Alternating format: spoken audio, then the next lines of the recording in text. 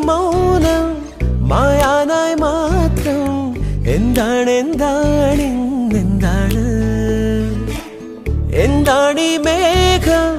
തോരാതെ പെയ്യാൻ എന്താണ്